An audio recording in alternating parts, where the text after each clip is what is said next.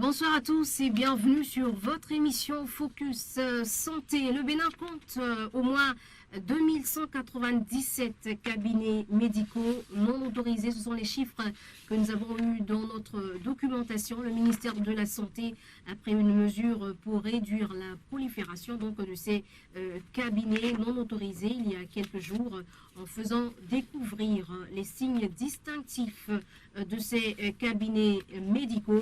Comment cette innovation sera-t-elle appliquée et quelles seront les différentes étapes et le travail qui se fait autour?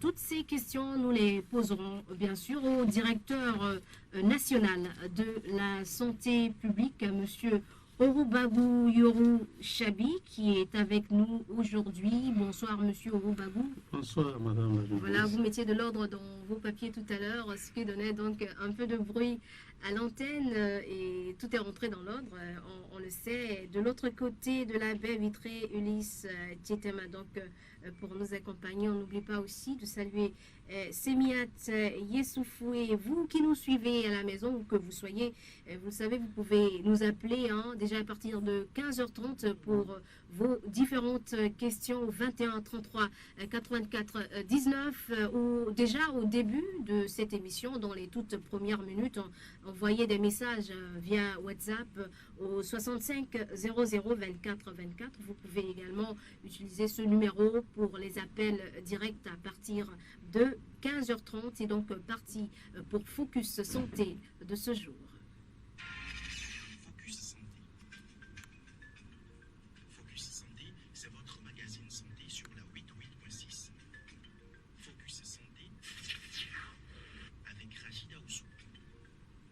Voilà, et pour parler de ces signes distinctifs, il existe désormais des signes donc pour permettre à la population de faire la part des choses entre les cabinets médicaux. Docteur Orubagou Yoru Chabi, voilà, parlez-nous de ces signes.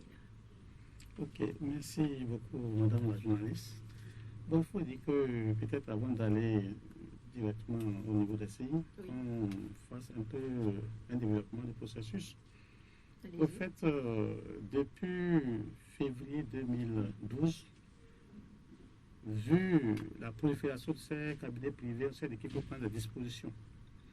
Mais on a été limité parce qu'on s'est rendu compte après que, au fait, la gestion, sinon la fermeture de ces cabinets privés n'est pas l'apanage du ministère de la Santé seul. Il y a plusieurs ministères qui doivent jouer leur partition et accompagner le ministère de la Santé.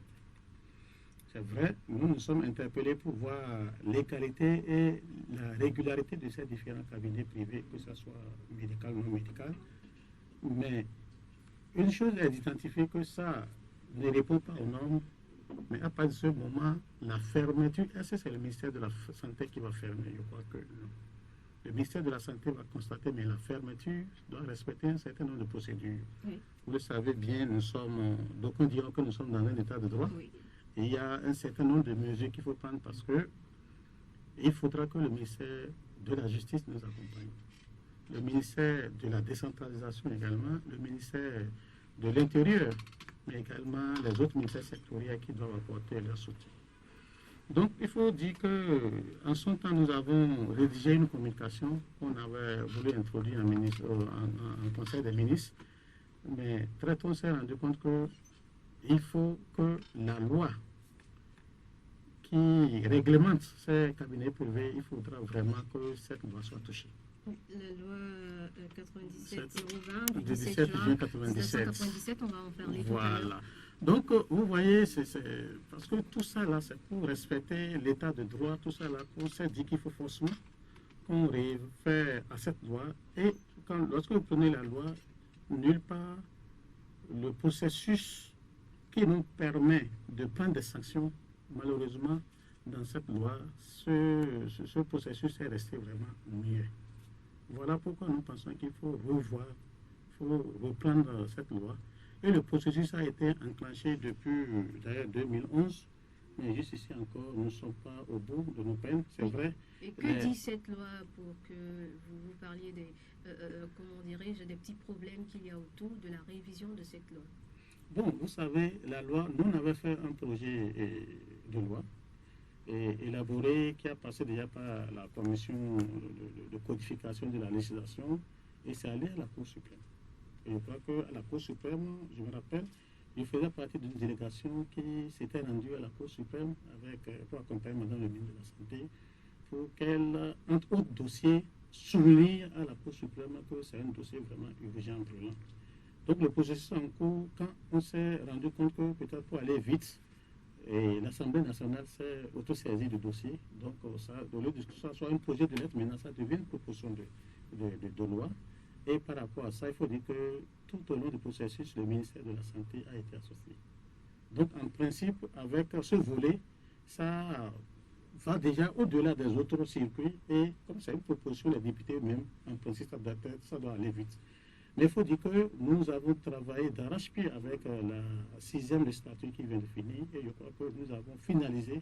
Oui, il reste l'adoption de cette loi par les députés. Bon, j'espère que eux, ils sont partis. Bon, c'est la 7e législature qui est là. Je crois que quand ils vont s'installer, certainement que le plaidoyer va reprendre pour que très rapidement cette loi soit vue par les honorables députés. Oui, qu'est-ce qu'on doit en retenir principalement? Non, ce qui est sûr, et la nouvelle loi, au-delà de la loi 97, il y a beaucoup d'autres aspects qu'il faut voir. Parce que vous prenez par exemple, au niveau de la déontologie, par exemple, médicale et des autres organisations, et vous voyez que ce sont des ordonnances. Or, les ordonnances, c'est des tests qui sont pris dans l'urgence, qui, bon, je ne dirais pas que ça ne respecte pas tout le processus, mais je crois qu'une loi, c'est mieux qu'une ordonnance, parce qu'une ordonnance, la situation est là pour recueillir rapidement une ordonnance, et ça fait effet de loi. Donc, tous ces aspects sont pris en compte dans la nouvelle loi qui vient vraiment réglementer, corriger, parce que la loi, l'ordonnance qui réglemente, par exemple, le monde des médecins, par exemple, c'est de 73 et 74, par exemple, pour les pharmaciens. Vous voyez, aujourd'hui, nous sommes en 2015. Donc, avec plusieurs années de mise en œuvre, on s'est rendu compte qu'il y a plusieurs insuffisances qu'il faut corriger. Je crois que la nouvelle proposition de loi, telle que présentée par les députés, a un avantage parce que ça nous permettra de régler beaucoup de problèmes à la fois. Voilà. Maintenant, on va en venir aux signes en question. Voilà. Comment donc, se présente-t-il? Voilà. Donc, comme je l'avais dit au début, c'est tout un processus parce que on s'est dit, bon, en attendant que la loi ne soit votée, il faut quand même commencer par quelque part. On s'est dit, bon voilà, aujourd'hui, nous sommes dans un contexte où la majorité de nos populations ne savent pas lire. Oui. À partir de ce moment, c'est qu'il faut quelque chose pour différencier les cabinets autorisés des cabinets non autorisés. Qu'est-ce qu'il faut faire? On s'est dit quand même qu'il faut... Il y a plusieurs propositions qui ont été faites, mais on s'est dit qu'il faut aller dans le sens de retenir un signe qui permet même à un vulgaire. Quelqu'un qui ne sait pas lire, de pouvoir faire la distinction. Voilà, il y a quelqu'un qui ne sait pas lire, mais déjà, vous voyez, les schémas qui sont là permettent d'abord de savoir, lorsque tu es enceinte, c'est là qu'il faut aller. Si tu as une structure sanitaire qui dit qu'il fait l'accouchement, mais qui n'a pas ces insignes, par exemple, vous comprenez qu'il ne faut pas aller là. Donc, je crois que les mesures sont prises pour que même le vulgaire, qui ne sait pas lire, mais qui est déjà informé, et je crois que c'est l'autre étape de notre intervention, qui n'est pas, qui est informé quand même de savoir que, attention, ça, c'est autorisé, ça, c'est pas autorisé. Maintenant, on va faire un peu de description. Oui. Pour un centre une clinique où on fait accoucher, par exemple, des femmes enceintes. Comment ça se présente? C'est quoi le schéma? C'est un caducée? C'est écrit quoi? C'est vrai qu'on ne sait pas lire, mais au moins l'image. Quelle est l'image qu'on devrait voir? Voilà, l'image par exemple, c'est qu'il y a une table d'accouchement. Lorsqu'on voit une table d'accouchement, elle est différente des autres tables. Est-ce que vous voyez? Donc vous prenez par exemple, il y a un schéma qui est là. Ça, vous voyez, c'est vrai, c'est écrit clinique d'accouchement, mais celui qui ne sait pas lire ne peut pas pourra savoir. pas déchiffrer. Mais étant déjà sensibilisé, elle sait que ça, c'est une table d'accouchement. Est-ce que vous voyez? Oui. Qui est bien sûr différente des autres Des tables. autres signes, Voilà, comme des autres tables. le stéthoscope. Le stéthoscope ou la seringue, La par seringue. exemple, qui nous permet de distinguer, par exemple, le signe de soins, en tout cas, d'un Donc, d'un les types cabinet. de cabinets, Voilà. soit c'est pour l'accouchement, soit C'est pour les soins cabinets. infirmiers ou c'est une clinique médicale. Une clinique, ce qui différencie d'un cabinet médical et d'une clinique, en principe, une clinique, on doit pouvoir faire une hospitalisation. Alors qu'un cabinet médical, en principe, lorsqu'on finit de faire les soins, l'individu doit rentrer chez lui. Ok, donc une clinique, on n'a pas vu l'image d'une clinique Oui. tout à l'heure. Et la clinique, c'est quoi le schéma? Donc, pour la clinique, bon, c'est vrai, c'est peut-être pas imprimé ici, mais vous voyez, ici, par exemple, c'est un cabinet médical où il y a un stéto. Lorsque c'est une clinique, vous allez voir le caducée des médecins qui est là, qui est différent, bien sûr, des cabinets des soins infirmiers, parce que vous voyez qu'il y a une seringue ici. Alors ici, c'est un stéto qui est redressé ici. Donc, pour la clinique, une clinique médicale, Oui. en dehors de ce que vous voyez ici, vous allez voir qu'il y a un lit. Un lit qui montre qu'effectivement, à ce niveau, non seulement on va ausculter l'individu, mais on peut l'hospitaliser à ce niveau. D'accord, donc des images. Voilà, des images quand même. Le lit d'un malade, le stéthoscope à côté. Voilà. Donc ça prouve que là, c'est une clinique, on peut y aller. On peut aller et puis, avec le lit qui est là, on peut hospitaliser. Ok, maintenant pour les cabinets dentaires, il y a Donc, pour les cabinets un dentaires, coquille voilà, dedans, qui est là, à côté. Je crois que, voilà, malheureusement, on ne peut pas présenter Oui, l'image. on est à la radio, c'est à la vrai, mais radio, avec bon, la description, voilà. les gens vont peut-être se retrouver. Donc, cabinet dentaire avec un coquille dedans à dedans, côté. à côté, oui. Et, un cabinet clinique d'accouchement, on va dire, avec Voilà, une avec table d'accouchement. d'accouchement. Maintenant, pour une clinique en bonne et due forme, il y a un lit d'hôpital à côté, à côté et plus ce qui dit que c'est un stéthoscope. médecin. Maintenant, ça, ce sont là les types de cabinets. Le Maintenant, cabinet, le oui. plus important, le fait que ce cabinet soit autorisé ou non. Comment on le sait? Donc, effectivement, il faut dire que tous les cabinets qui sont reconnus aujourd'hui ont un numéro d'immatriculation. Donc, un numéro d'immatriculation qui correspond également à leur numéro d'enregistrement qui porte l'autorisation d'exploitation. Est-ce que vous voyez? Parce qu'en matière, il faut savoir qu'il y a deux. Ça veut dire, lorsqu'on prend un médecin, Oui. ou bien un infirmier, il y a l'autorisation d'exercice qui lui est délivrée, lui, en tant qu'individu. Ce qui montre qu'avec ça, il peut exercer en privé. Maintenant, l'autorisation d'ouverture et d'exploitation, c'est vrai, c'est donné à l'individu, mais d'abord à la structure. C'est-à-dire, vous construisez votre bâtiment, donc il y a plusieurs inspections qui arrivent. D'abord des inspections régulières, mais également des contrôles inopinés. Pourquoi les contrôles inopinés? Parce que lorsque je sais par exemple qu'il y a une inspection qui arrive, c'est déjà programmé, on se prépare en conséquence. Il y a des trucs qui seront disponibles le jour, là peut-être le lendemain vont disparaître. Oui. Voilà pourquoi, à côté de l'inspection régulière que nous faisons des contrôles inopinés pour être sûr qu'effectivement, tout ce que le responsable a déclaré par rapport à ce centre est vraiment exact et est conforme aux normes. Donc, le centre fonctionne un temps soit peu, en tout cas pendant un moment avant d'obtenir l'agrément, c'est bien ça? Bien sûr, il faut. Parce qu'il faut aller inspecter pour voir effectivement dans les conditions de mise en œuvre, est-ce que vraiment la structure répond aux normes. Oui. Parce que sinon vous viendrez, vous allez mesurer les distances, vous allez voir tout ça à la main. En réalité, lorsque la personne vient amener une table dont la surface est supérieure, par exemple, à l'espace, vous comprenez absolument que ça pose problème. Voilà pourquoi il est bon de voir l'intéressé dans l'action de mise en œuvre pour pouvoir mieux apprécier et les amener parfois à changer les dispositions, à corriger tel niveau, à faire ci et à faire ça. Ok, donc vous corrigez au fur et à fur et mesure à pour pouvoir mesure. les faire entrer dans les rangs. Voilà, pour vraiment qu'ils soient en nombre. Parce que vous le savez aujourd'hui, il y a des expériences qui ont montré que beaucoup de nos concitoyens préfèrent aller dans les cabinets privés.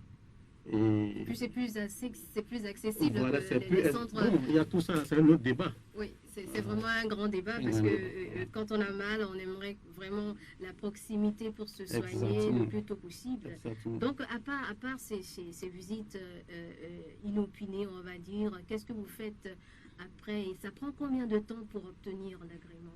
Bon, il faut dire qu'à ce niveau, ce que les tests disent, c'est que lorsque quelqu'un dépose sa demande, et si après un certain nombre de mois, je crois que c'est 3 mois, il ne reçoit pas la suite, ce que la loi dit, c'est que de façon tacite, c'est considéré que l'autorisation est donnée de fait.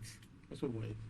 Mais dans la mise en œuvre, il faut dire qu'il y a un certain nombre de principes, comme je l'ai dit tout à l'heure. Il ne suffit pas d'aller juste pour voir une fois, 2 fois, non.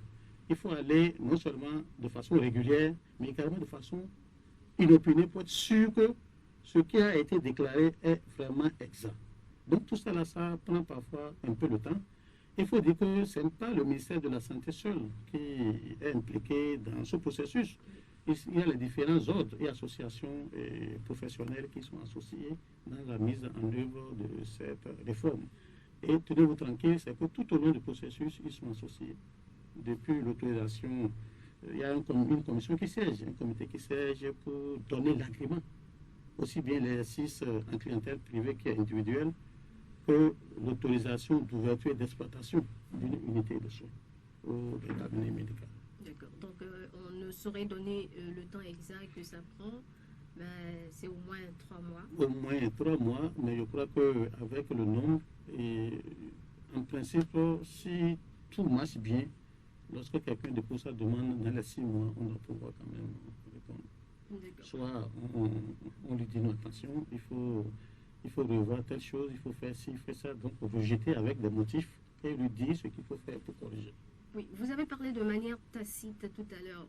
Est-ce qu'on pourrait comprendre un peu plus? C'est qu'on n'a pas besoin d'avoir un autre papier pour se dire qu'on a déjà l'agrément, c'est bien ça? Je crois que, et ça là, dans cette loi et même dans la plupart de certains tests, c'est dit, lorsque quelqu'un fait une demande, on doit lui répondre. Soit c'est favorable ou c'est pas favorable, mais dans un délai.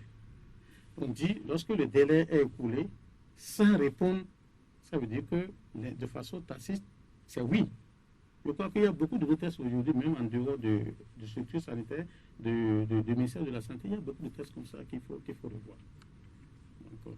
D'accord. Maintenant, vous avez parlé de cette loi-là qui doit être revue à l'Assemblée nationale. Est-ce que ça veut dire que si cette loi n'est pas revue, cette innovation ne sera pas mise en pratique? Non, ça sera... Bon, c'est ce que je disais. En attendant que la loi ne soit votée, au moins ça nous permet, lorsqu'on arrive vraiment à mettre en œuvre cela, de différencier ce qui est autorisé de ce qui n'est pas autorisé.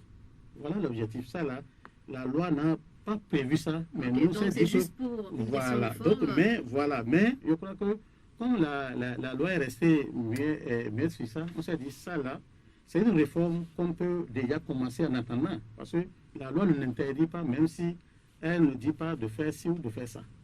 Donc, dès maintenant, ils peuvent commencer. Mais bon, c'est vrai qu'on n'a pas encore constaté ces genres de signes devant les cabinets. C'est vrai que les cabinets dentaires, on avait l'habitude de voir peut-être les croquis dedans, tout et tout. Maintenant, pour les cabinets autorisés, ça se fait déjà?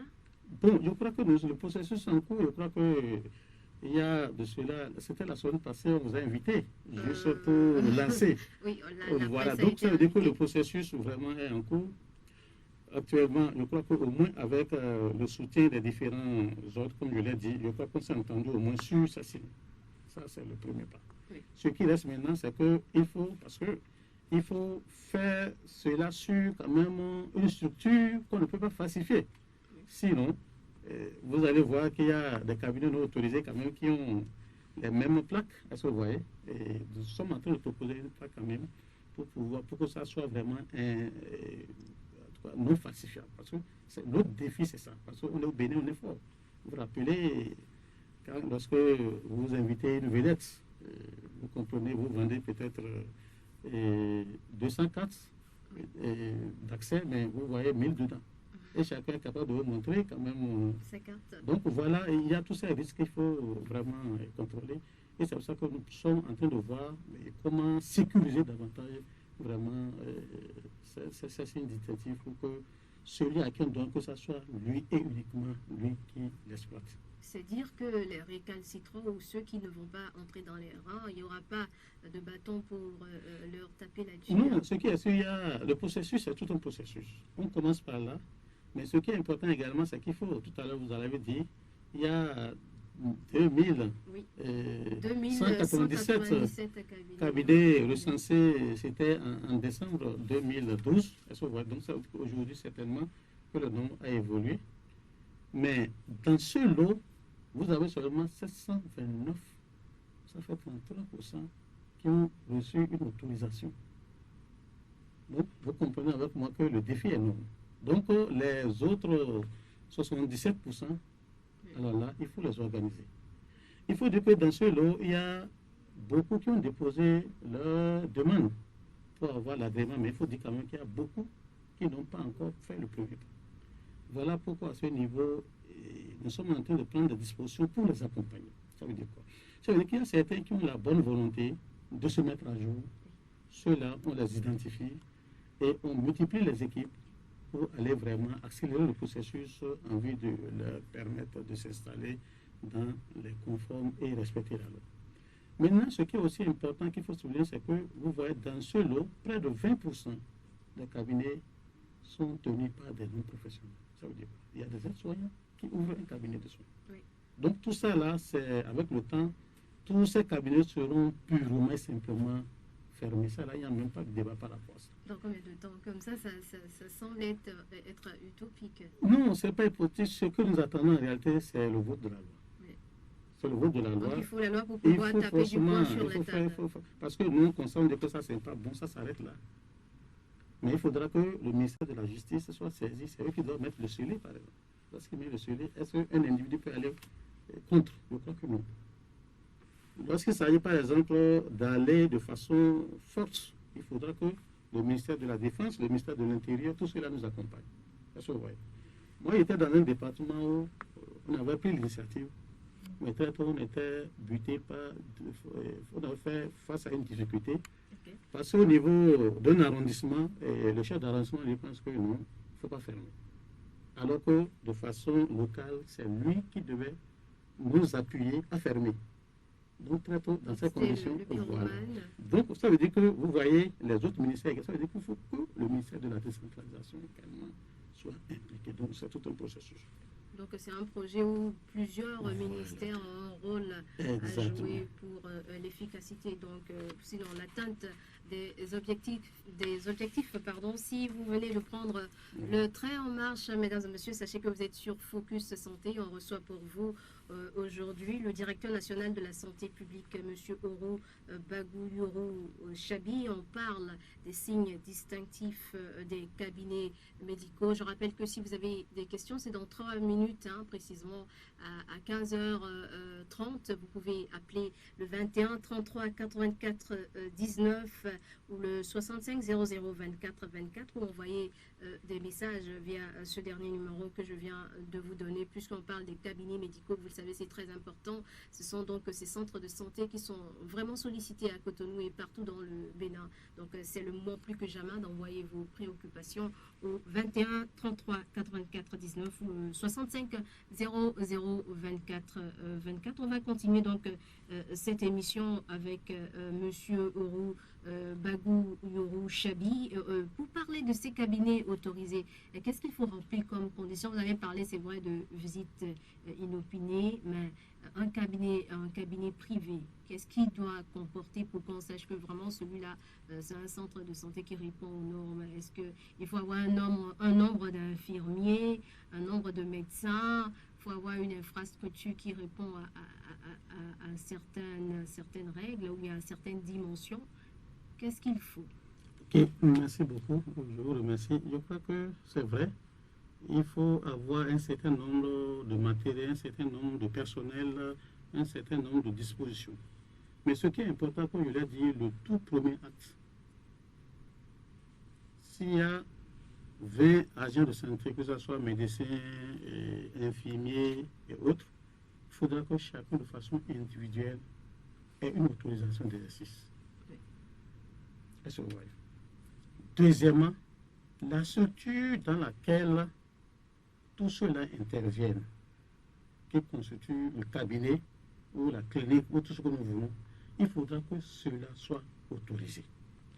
Donc, Il faut qu'ils aient une autorisation d'ouverture et d'exploitation de ces structures. Lorsque les deux conditions sont réunies par tout ça, ce sont des arrêtés signés par le ministre de la Santé.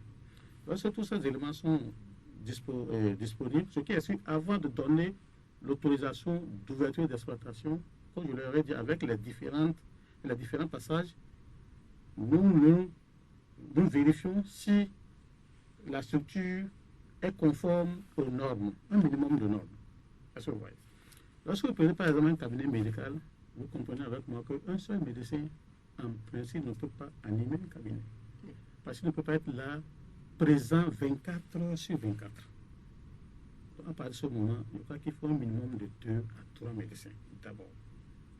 Mais si c'est ça, comme c'est une question d'équipe, lorsqu'il y a un médecin, le minimum, il faut au moins 2 infirmiers, sinon 3 infirmiers, et au moins 2 à 3 aides-soignants ou aides-soignantes.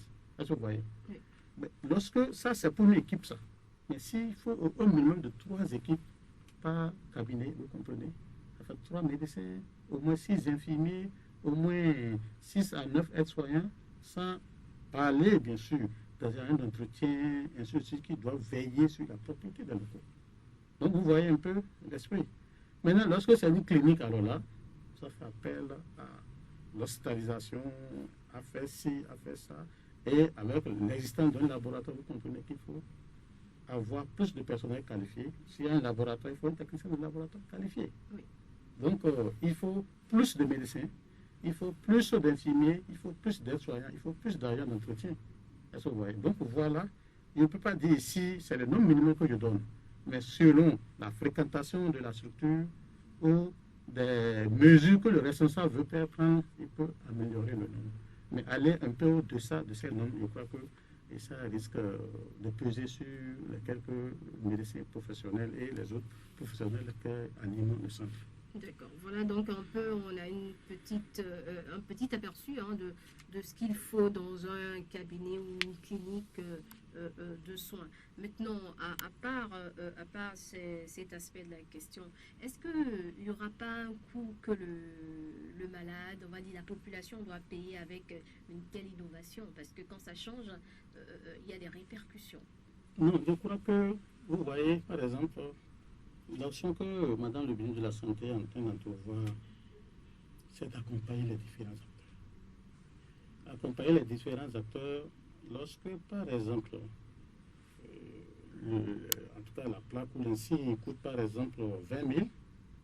Et ça coûte combien en réalité? Bon, ça, je ne peux pas le dire parce que le processus vraiment est en cours, comme je l'ai dit.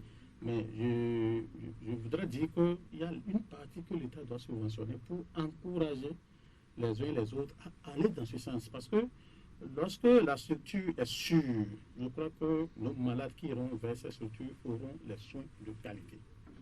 Est-ce que vous voyez? Donc, nous pensons accompagner vraiment l'initiative dans ce sens. Donc, ça veut dire que lorsque ça coûte, par exemple, 1 000 francs, on peut dire, bon, l'État peut subventionner une partie et l'autre côté, les responsables des structures peuvent combler le cap pour qu'on puisse les accompagner dans un premier temps. Lorsque nous allons rentrer dans l'habitude, je crois, de façon automatique, lorsque quelqu'un fait par exemple la demande, tout ça, là, on peut dire, bon voilà, entre autres pièces qu'il faut fournir, il faut déjà fournir par exemple une quittance de versement de tel montant au trésor public, est-ce que vous voyez, pour prouver que vous avez déjà payé pour, est-ce que vous voyez, pour la plaque, voilà. Donc nous pensons que sur le processus, je crois que avec le temps, nous allons voir s'il y a des insuffisances au fur et à mesure les corriger. Mais ce qui est important maintenant, C'est tout juste en attendant les tests, comment amener nos populations à connaître ce qui est bon et ce qui n'est pas bon. Mais on espère que ça ne va vraiment pas peser sur la poche du Béninois, du citoyen Non, lambda. je ne pense pas. Je ne pense pas. Je ne pense pas parce qu'en réalité, comme je le disais, l'État va jouer un maximum de trucs dans l'accompagnement vraiment de ces différentes structures. D'accord. Mais avant de revenir à la suite de cette émission, on va écouter le président de l'Ordre des médecins qu'on a interviewé tout à l'heure. Il n'a pas pu nous rejoindre dans cette émission. On rappelle qu'on avait même invité un propriétaire d'un centre privé. Ça n'a pas été possible. On a avec nous le DNSP avec qui on s'arrange quand même pour conduire cette émission. On va écouter M. Séraphin Guédégbé. Il est le président de l'Ordre des médecins du Bénin. Nous sommes dans un pays à 90% analphabètes. Les gens voient des centres de santé, ils voient des gens en blanc, ils y rentrent, sans savoir quelle est l'activité qu'on fait exactement. On a beau écrire gynéco ou bien clinique ou cabinet, ils ne distinguent pas. Donc il faut les aider à distinguer, non? Moi, je ne trouve aucun inconvénient à ça en tant qu'individu, citoyen béninois averti des réalités de notre pays, ni comme président de l'ordre. Pour moi, c'est positif. Moi, j'aime dire les choses telles que je les pressens. Pour distinguer, d'abord, il faut savoir que c'est un centre de santé autorisé. C'est notre souci principal. Si la personne porte l'insigne et qu'on peut savoir que c'est autorisé, dans ce magma donc de situation où il y a plein de cabinets, les gens, même lettrés, on ne distingue rien, comment veux-tu qu'on reste les bras croisés? Il faut faire quelque chose pour les distinguer. Peut-être que certains centres de santé vont procéder autrement pour contourner. Vous avez beau faire n'importe quelle activité ici, il y a des gens intelligents qui voudront toujours contourner. Ce n'est pas parce que ceux-là voudront contourner que nous, on ne va pas faire ce que nous devons faire. Moi, je supporte à 100% toute initiative pour aider notre paysannerie. Je défie quiconque peut dire que cette initiative est mauvaise. Pour moi, elle est bonne. Et le ministre ne l'a pas fait seul. Nous avons été consultés. Tous les ordres ont été consultés. Nous avons donné nos amendements. Le problème qui est posé, moi je vous dis, il y a eu un général ici qui baptisait les intellectuels de tarés. Soyons éveillés. Lorsque vous avez affaire à une population analphabète, faites quelque chose à leur niveau et non seulement selon ce qui est dans votre cerveau, ce que vous voyez ailleurs. Chaque pays a ses réalités. Ailleurs, sur les cabinets, on écrit non, prénom, machin, ou diplômé de ci, de ça. Ça, le paysan n'a rien à voir avec ça. Et je répète, nous sommes à 90% analphabètes. Pour moi, tout ce qui peut distinguer la clinique du cabinet, c'est bon. Tout ce qui peut faire en sorte qu'on sache que c'est un centre autorisé, c'est bon. Voilà, c'était à l'instant le docteur Guédégbé, le président de l'Ordre des médecins du Bénin. Monsieur Roubagou, vous l'avez entendu, il vous a, c'est sûr que vous êtes conforté dans votre position à entendre ce monsieur qui vous supporte à 100%. Bien sûr. Bon, comme je l'ai dit, je crois que tout au long du processus, ils nous ont accompagnés, ils nous ont apporté le sage conseil. Je crois qu'on en a tenu compte pour améliorer au fur et à mesure les insuffisances constatées. Je crois qu'aujourd'hui, le bébé est là. Peut-être que demain, dans la mise en œuvre, il se pourrait que même un paysan vienne et au vu de l'expertise de ce paysan, on cherche à améliorer. Ça, là, c'est possible. Et comment il va faire pour se faire entendre Non, paysan, ce qui est sûr, c'est qu'il faut maintenant qu'on écoute plus, qu'on soit plus proche de cette population et qu'on les écoute. Est-ce que vous voyez? C'est possible qu'un amendement vienne de quelqu'un qui n'a rien à voir avec la santé et qu'on en tienne compte pour améliorer. Ça, ce n'est pas du tout exclu. Voilà. Et il y a un auditeur qui pose cette question. Il aimerait savoir ce que la population pourrait faire dans ce processus-là. Quel est le rôle de la population? Bon, le rôle de la population, d'abord, c'est de nous accompagner en ne fréquentant pas les cabinets non autorisés. Parce que lorsque quelqu'un ouvre un cabinet qui n'est pas autorisé ou un centre de soins qui n'est pas autorisé, s'il ouvre pendant quelques... On va essayer de prendre un auditeur et vous allez répondre à cette question. Allô, bonsoir. Il est parti et on espère qu'il reviendra au cours de cette émission. On a encore quelques minutes à passer ensemble, donc on va vous laisser y aller pour répondre donc à la question du message qui nous est parvenu tout à l'heure. D'accord. Bon, nous nous sommes dit qu'à ce niveau, il faut forcément qu'on apporte des... La question, c'était quoi? Oui, c'est ce que le rôle de la population. Voilà, je disais que tantôt, la population doit pouvoir nous accompagner en ne fréquentant pas ces formations sanitaires qui ne sont pas autorisées. Donc, d'accord, je crois que par rapport à la première, la population doit jouer un rôle en ne fréquentant pas ces cabinets non autorisés. Parce que lorsque quelqu'un ouvre, si la population ne fréquente pas, il sera déjà la langue fermée. Donc voilà une sanction par exemple positive que la population peut infliger à quelqu'un qui n'a pas l'autorisation. Maintenant, par rapport à la préoccupation de M. Chadakou, Chadakou, qui n'a certainement pas suivi le début, voilà. mais on va lui répondre quand même. Bon, je crois qu'il y a des signes distinctifs qui sont élaborés, qui sont conçus avec la participation des différents ordres et associations. Et ces signes nous permettent de distinguer les cabinets autorisés et les cabinets non autorisés. Ça veut dire quoi? Lorsque un cabinet porte, en tout cas, affiche cette plaque ou ce signe, ça veut dire que cette structure est autorisée. Il y a la mention autorisée par le ministère de la Santé, c'est toute la différence. Et maintenant, on arrive à distinguer, par exemple, les cabinets de soins, des cabinets médicaux et des cabinets d'accouchement. Il y a un certain nombre de paramètres qui sont pris en compte pour que nous différencions vraiment ces différentes structures. Je dis bien sûr par les différentes professions. D'accord. Maintenant, par rapport à la deuxième préoccupation, bon, il faut dire que c'est un appel. Voilà, nous voulons aller à la vitesse de croisière, mais malheureusement, on est limité parce qu'il faut forcément que la loi soit revue. Comme vous l'avez dit, Madame la journaliste, voilà une communication que nous avons élaborée depuis février 2012. Organisation des opérations de fermeture des établissements sanitaires Donc, privés. le rôle des différents acteurs, des différents ministères, tout est détaillé déjà avec un coût. Mais tant que la loi n'est pas prévue, on ne peut rien. Il faut revoir forcément la loi et prévoir les différentes sanctions en même temps. Lorsque tu fais ci, voilà la sanction. Lorsque tu fais bien, voilà la sanction. Ainsi de suite. Il faut que la loi clarifie tout ça là. Donc vous avez les mains liées là. On est là, on a vraiment la main liée. Donc vraiment, il faudra que tout le monde nous accompagne dans ce processus. Oui, en parlant d'accompagnement, il faudrait de l'information.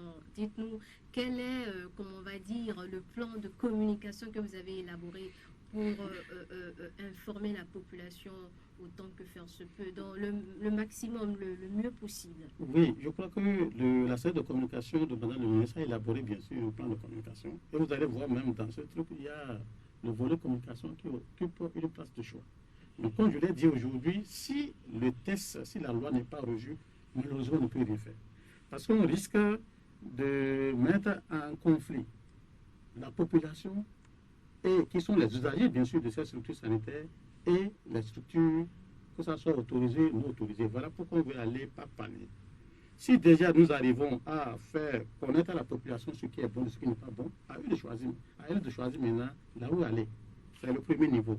Le deuxième niveau, lorsque maintenant la loi est votée et que les différents acteurs connaissent déjà leur rôle et responsabilité, je crois que chacun sera mis devant ses responsabilités et je crois que comme ça, nous allons pouvoir vraiment aller de l'avant. Donc il n'y a pas de campagne de communication avant le vote de la loi, si on comprend bien. Bon, je crois que ce qu'on peut faire maintenant comme campagne de choses là, comme communication, c'est de sensibiliser davantage la population.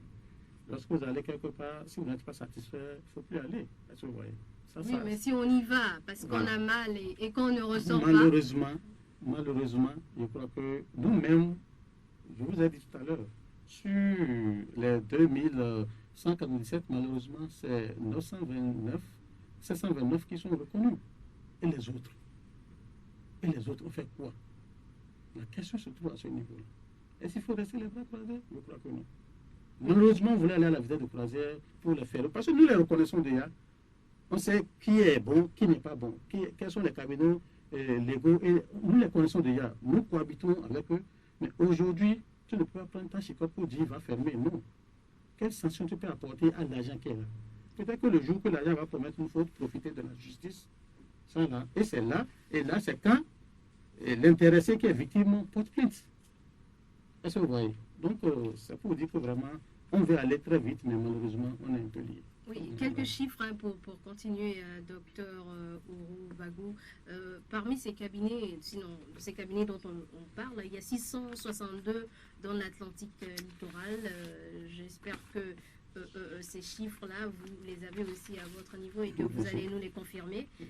364 dans le Borgo à Libori, 201 dans le Monokoufo, 469 dans le Plateau et 392 dans les Hautes-Collines, 109 dans la Takora Donga. Et on sait quel est l'impact sur la santé? Dites-nous, parlez-nous-en. Quel est le constat fait par le ministère de la Santé? Bon, il faut dire que malheureusement, la plupart des actes, bon, inadmissibles malheureusement, sont portés au niveau, sont perpétrés au niveau de ces cabinets.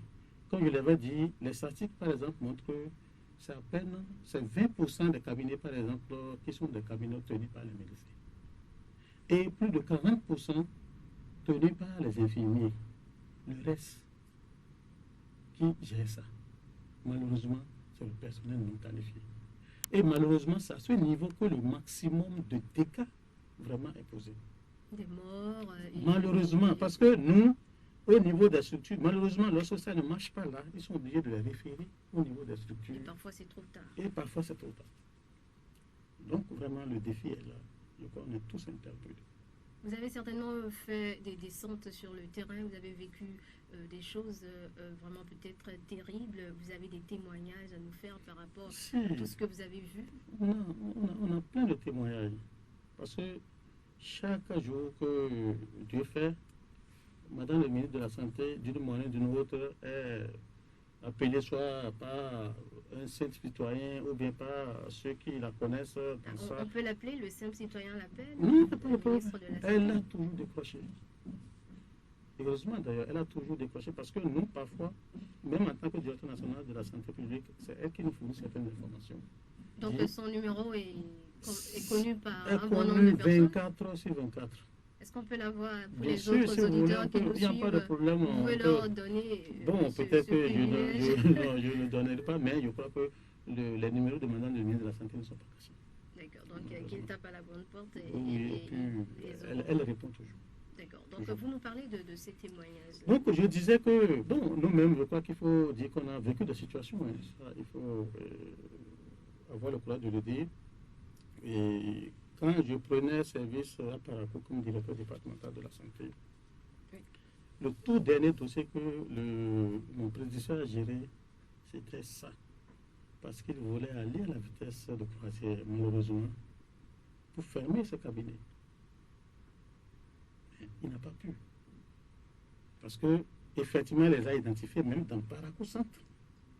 Mais malheureusement, le gendarme qui viendra peut-être forcer l'autre, mais qui va lui donner l'autorisation?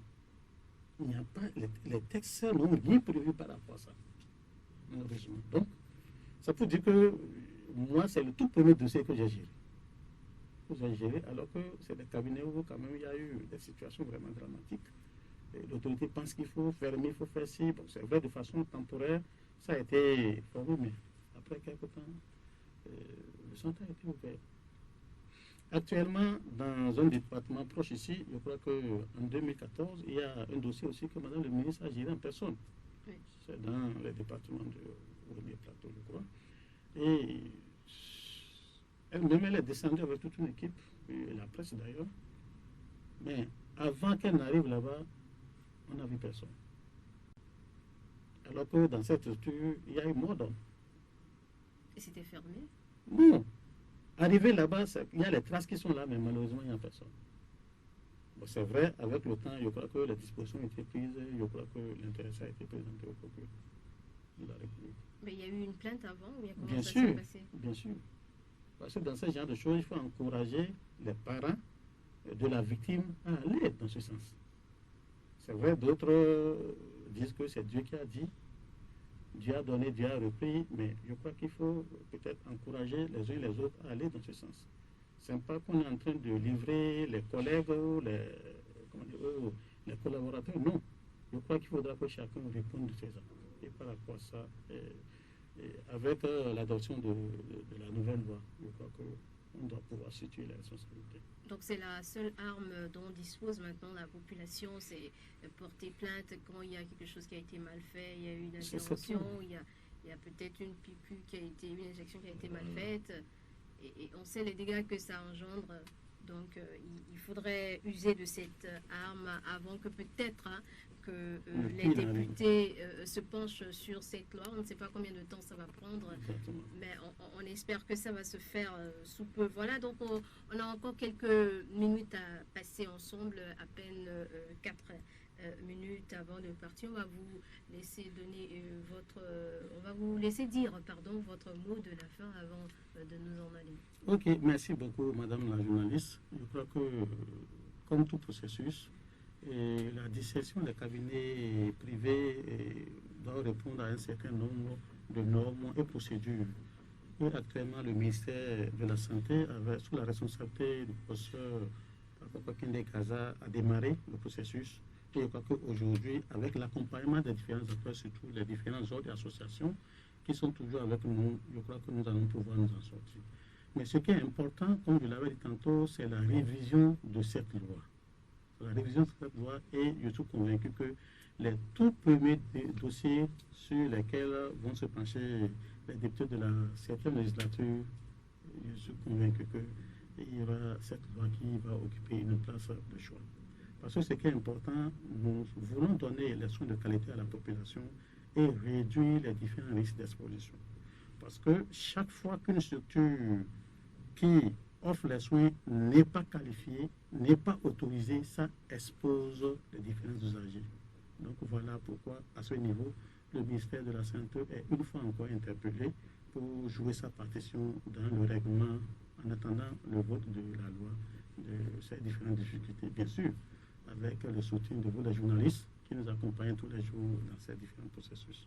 Merci à vous, Monsieur Orobagou Yoro Chabi. Vous êtes, je le rappelle, le directeur national de la santé publique et Focus Santé. Et vous recevez donc pour cette émission sur les signes distinctifs donc des cabinets médicaux, des cliniques, en tout cas les différents cabinets au Bénin. Et c'est une innovation qui sera mise en application dans les tout prochains mois peut-être.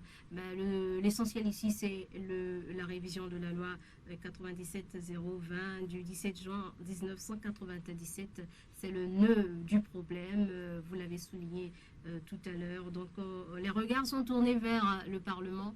Donc pour cette loi, on espère que ce sera chose faite sous peu. Voilà, donc c'est sur cette note que va s'achever cette émission Focus Santé. On vous remercie de nous avoir suivis. Merci également à Semiat Yessoufou, Ulysse Tchétema, Modeste de l'autre côté de la baie vitrée. C'était donc Focus Santé de ce mardi 9 juin 2015.